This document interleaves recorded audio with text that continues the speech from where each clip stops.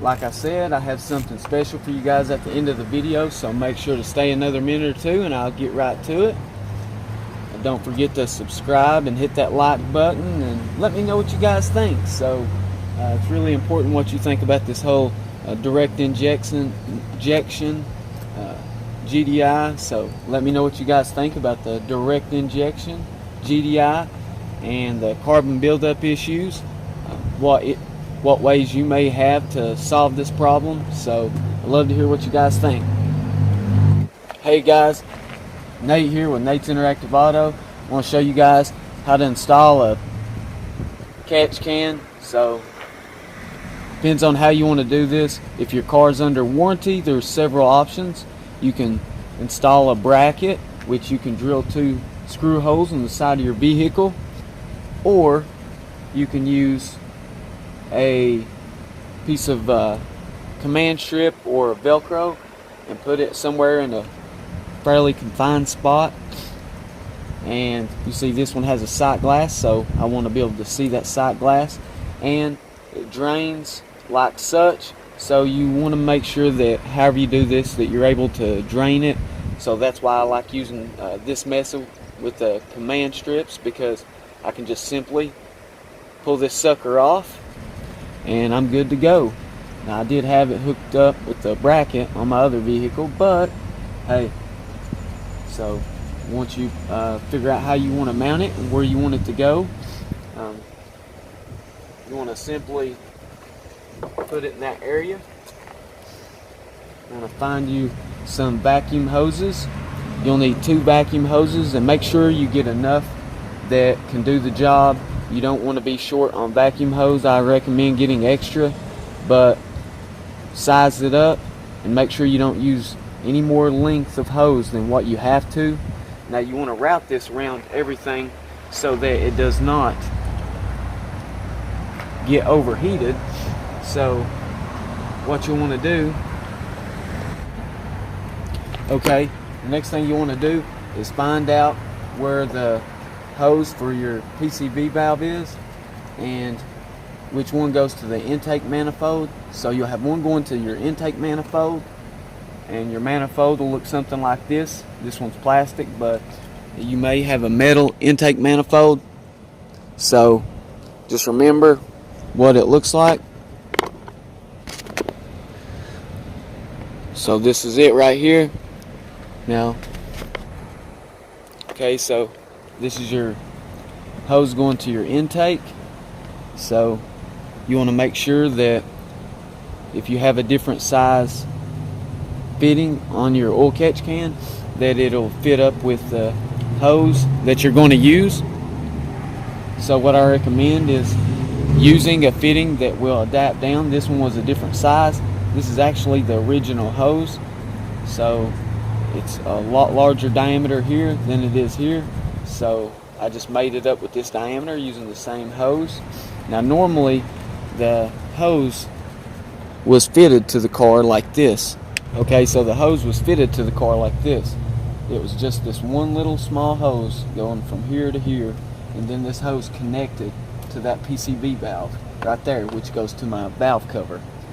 Now the problem is it gets oil, and this is a GDI engine, direct injection, so it does not have gasoline cleaning your intake valves.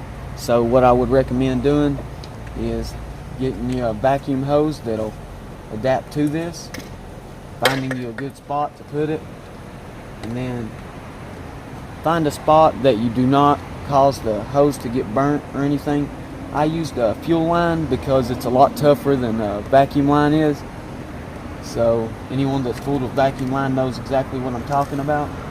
So what you want to do is come into your intake side, depending on how you need to get to your oil catch can without doing any damage, meaning you don't want to put this hose over the exhaust manifold. So and you want to make sure that you have the hose mounted up somewhere. You can use zip ties and things like that. So I'm going to show you guys an overall. So here's my hose. Now I've tucked my hose down around the intake and then put it back here on the brake booster. Now as you can see right here, I have a zip tie going to a small eyelet on the car, so you can use zip ties to put it in a safe spot. And then you'll have an inlet and an outlet for your oil catch can. So you want to grab one of your clamps, that way you have it on good and tight.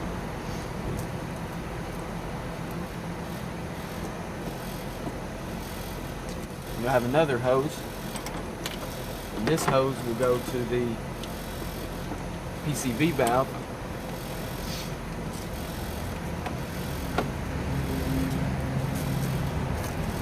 Slide it on the PCV valve.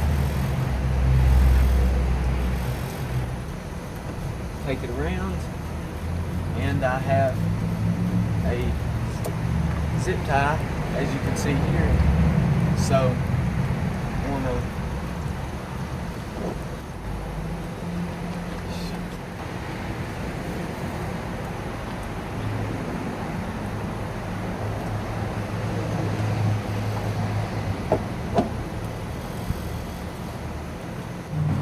so you can slide it over. Always want to make sure you put your clamps on first.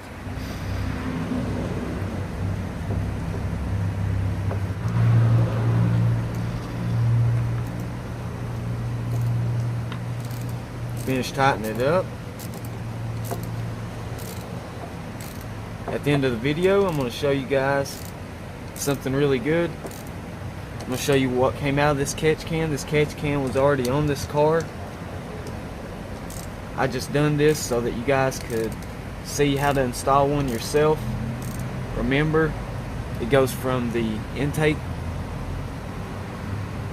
manifold, so from your intake manifold to your valve cover, and that is the hose going to your PCV valve, and that's the hose you want to use.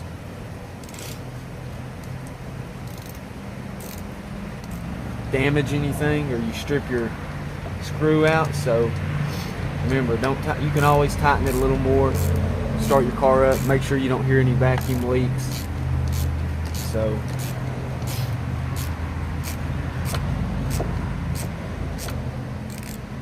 okay guys, let's finish tightening this up. Like I said, I have something special for you guys at the end of the video, so make sure to stay another minute or two and I'll get right to it. Don't forget to subscribe and hit that like button and let me know what you guys think. So it's really important what you think about this whole direct injection GDI. So let me know what you guys think about the direct injection GDI and the carbon buildup issues, what ways you may have to solve this problem. So I'd love to hear what you guys think. You don't need to necessarily do this for the oil catch can. This is just the fresh air inlet for your valve cover. So you'll have one hose going in for your PCV system, and then the other one will be for the fresh air inlet. So I take an air oil separator, take a filter, and then plug this guy off. This is where it went to, the air intake system.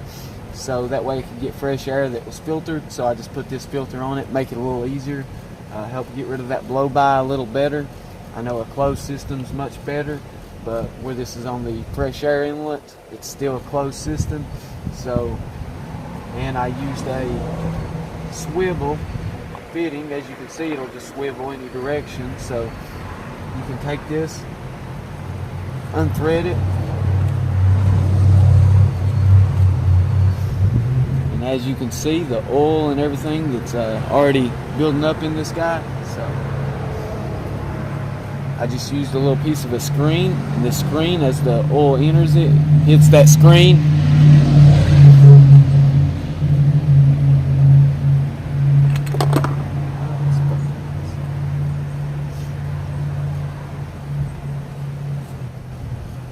This way I have all the added protection that I can get.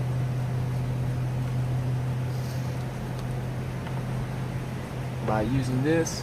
So remember, take this hose and line it up with your fresh air inlet if you would also like to want to install one of these, because you'll still get a little bit of air, or I'm sorry, you'll still get some oil on your throttle body and your throttle plate and on your intake valves. So this way I'm eliminating that also. So it's not connected, so it's impossible for any to get out. Unlike your PCV system, it'll help out a whole lot, but you know, I'm sure there's still going to be a little bit that could possibly get through.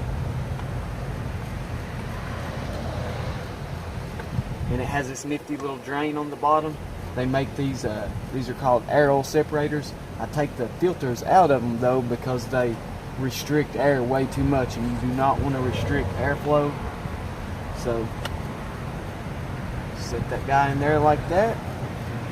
Now let's show you guys what we've all been waiting for. You can use a screwdriver to open this top up if you'd like.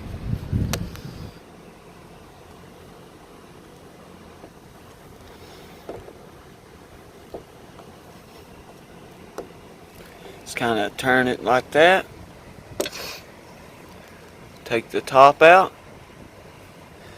I want to show you guys something that's very important. Depending on where you get your catch can, you may need to do this. I just got a cheap catch can, and I figured that I would put in my own filter media.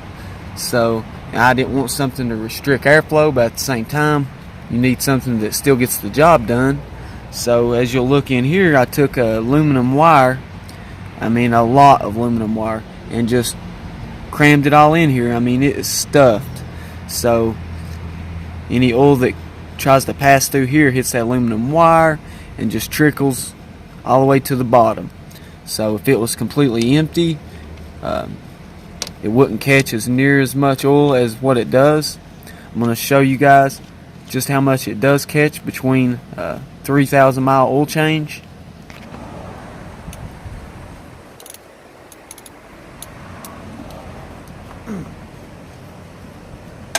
Break it loose. Oh wow.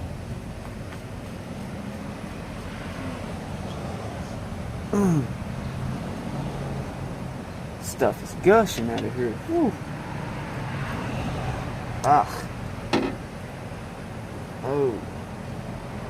Oh yeah, that does not look good.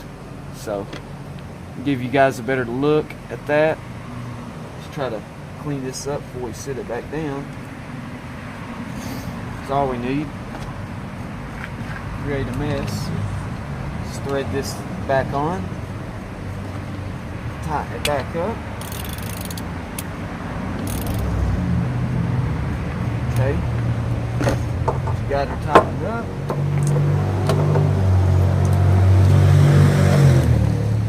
Make sure she's put back in place.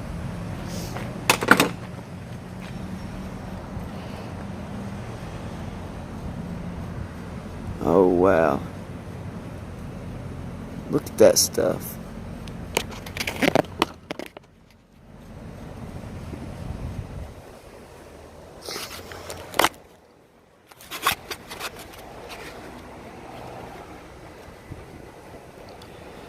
Oh wow guys, look at that stuff. Now just imagine that would have went in my intake 3,000 miles.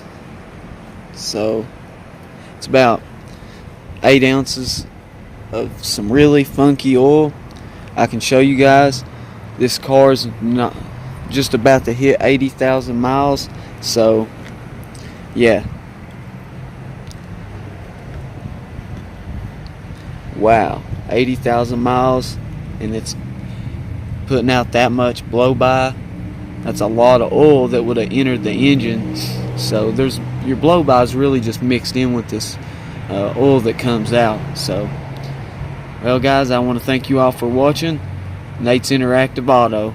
Don't you guys forget to subscribe, and let me know if you guys like this video and what you thought about this oil. I want to challenge you guys to tell me any methods or ways that you know of that can really help out a GDI or a direct injection engine. Thank you guys for watching.